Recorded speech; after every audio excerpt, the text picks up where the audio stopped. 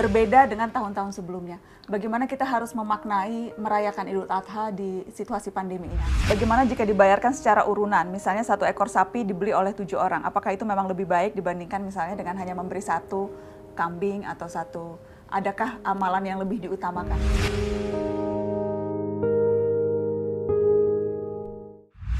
Yang jelas momen terdekat yang sebentar lagi akan kita lalui sama-sama adalah merayakan Idul Adha atau Lebaran Haji. Tapi memang tahun ini karena kondisi dan situasi kita harus merayakan Idul Adha dengan prihatin. Ada yang mungkin malah tidak bisa sholat Idul Adha, ada yang bisa sholat tapi dengan protokol kesehatan yang ketat. Jadi berbeda dengan tahun-tahun sebelumnya. Bagaimana kita harus memaknai merayakan Idul Adha di situasi pandemi ini? Saya ke Abi dulu. Rayakan substansinya. Tidak harus kita rayakan bentuk-bentuk yang lalu. Sebenarnya itu kan marilah kita lihat. Ketika Allah berfirman, la yanalallahu luhumuha wala dima'uha walakin yanaluhu taqwa minkum. Yang diterima Tuhan itu bukan sembelihannya, tapi takwanya. Itu substansinya di takwa. Jadi rayakanlah untuk memperkaya ketakwaan Anda.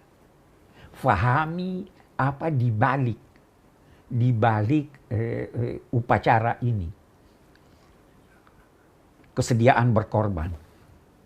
Ya kan? Pahami itu. Fahami mengapa Allah memerintahkan Nabi Ibrahim menyembelih anaknya. Kenapa sudah diperintah dia batalkan? Pasti ada di balik itu. Nah, kita pahami itu, kita tarik dari sana. Tidak harus dalam bentuk ini. Ya, saya mau bilang begini. Kita itu diperintahkan percaya dan beramal soleh. Ya kan? Ya. Nah, beda amal soleh dengan amal baik. Saya beri contoh. Saya beri ulama senjata. Mahal. Itu soleh atau tidak? Tidak. Saya beri anak umur 10 tahun. Polpen paling bagus. Baik atau tidak? Polpennya baik. Ya toh? Tapi tidak cocok buat dia. Soleh itu artinya yang bermanfaat. Saya beri contoh lagi ini dalam konteks pandemi. Sholat Jumat itu baik atau tidak? Baik. Tapi kalau mengakibatkan penyakit, baik atau tidak? Nah.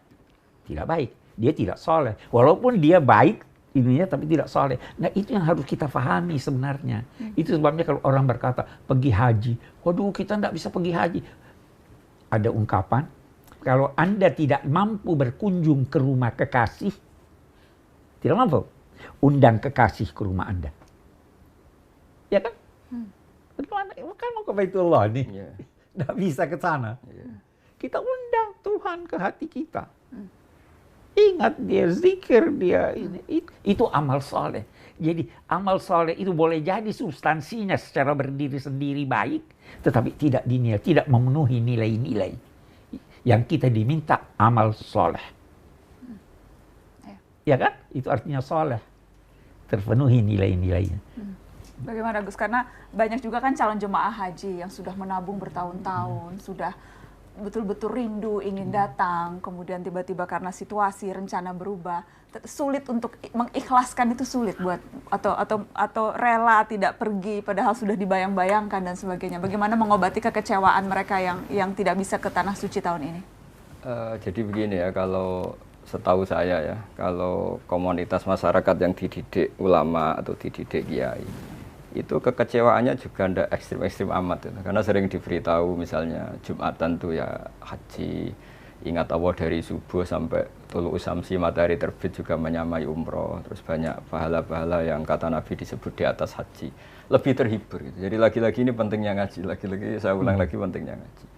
Dan di antara kebaikan tentu nerima qada qadar daripada menyalahkan pihak manapun. Jadi ini angkanya lagi-lagi sampai Rasulullah ngendikan ad-dunya mal'unah mal'unun ma fiha illa dzikrullah wa mawalahu wa aliman wa muta'alliman. Jadi dunia ini terlaknati kecuali ingat Allah dan belajar terus. Karena barokahnya belajar ini menjadi rileks. Jadi ibadah itu kan nyari ridhonya Allah. Di antara penyebab ridhonya Allah itu kita ridho atas segala yang diputuskan Allah, ditakdirkan Allah. Sehingga corong Jawa itu buatan nelongso gitu. Jadi tapi daerah-daerah yang nggak dididik kiai memang ekstrim karena frontalnya pakai emosi tadi. Iya.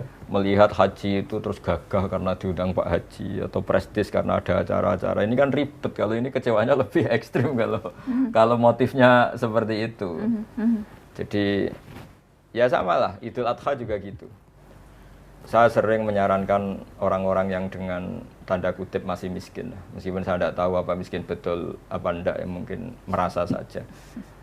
Itu saya ajarkan, saya juga pernah jadi anak kos di Jogja, di mana saya sering bilang gini, kalau Idul Adha setidaknya kamu beli daging setengah kilo atau apa, setidaknya kamu tidak nyalakan panitia masjid kalau tidak keduman, kalau tidak kebagian.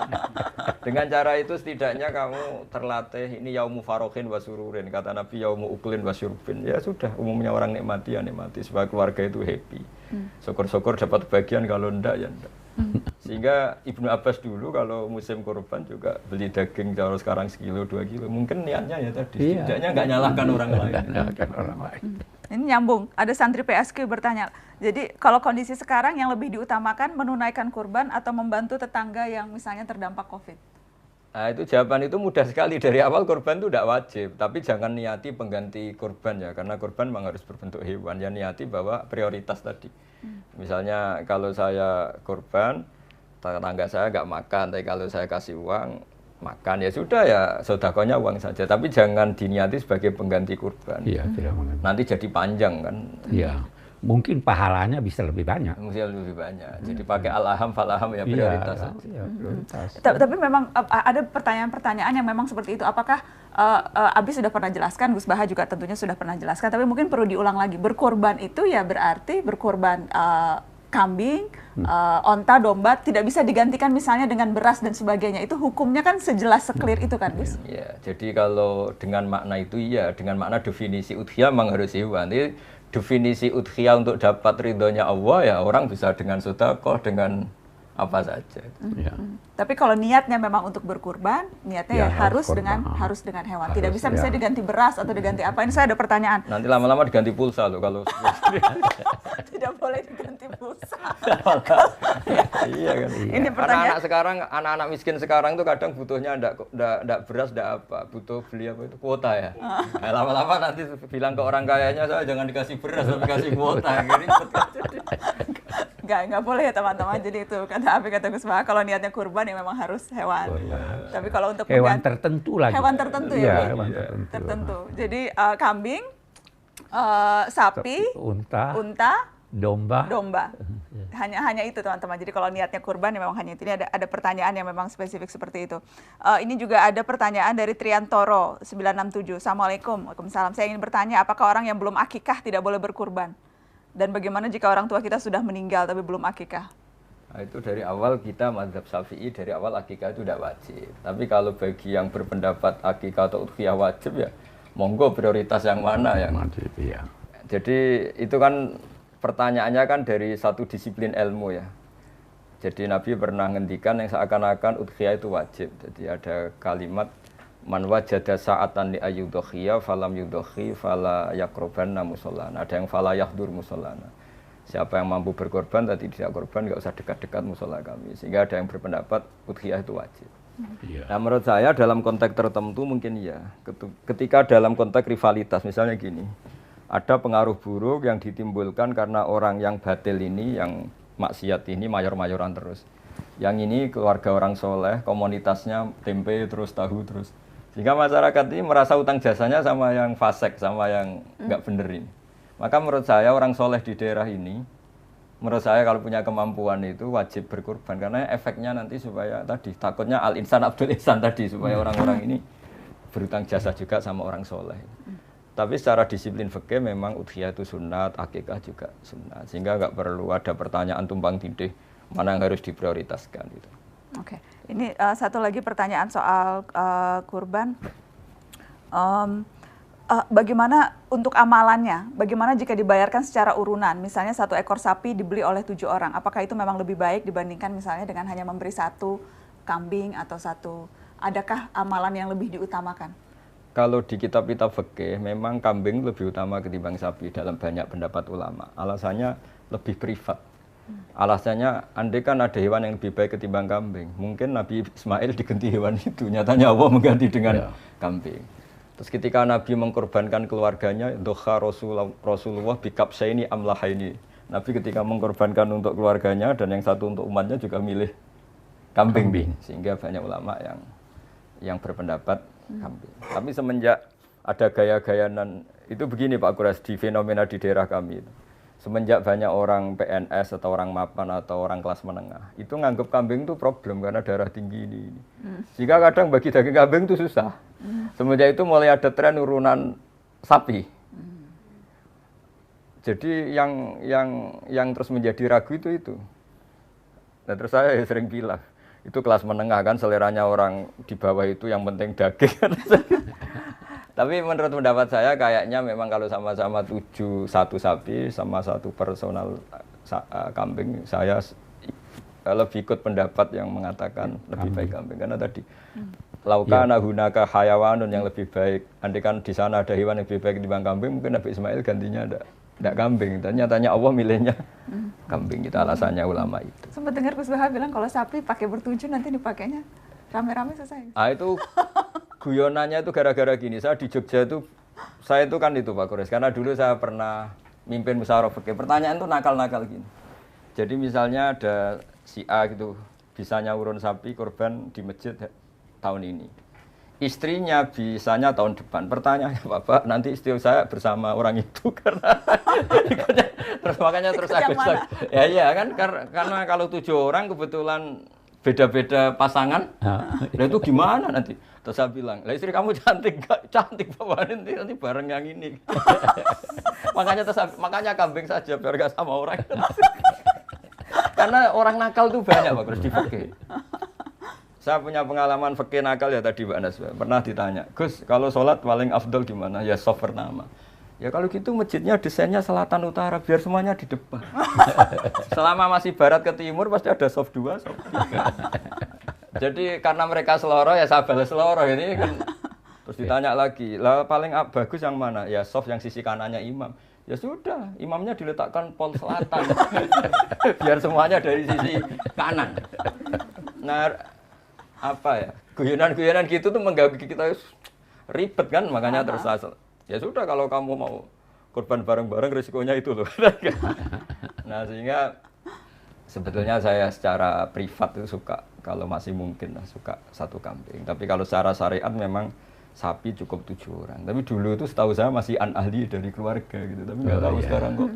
Sekarang tuh misalnya ada ya pokoknya kumpul uang sampai kemudian beli 1 sapi gitu. Jadi walaupun tidak berkenal dan sebagainya. Jadi siapa yang mau urunan gitu, arisan sapi gitu. Kemudian masing-masing urunan. Tidak terlarang.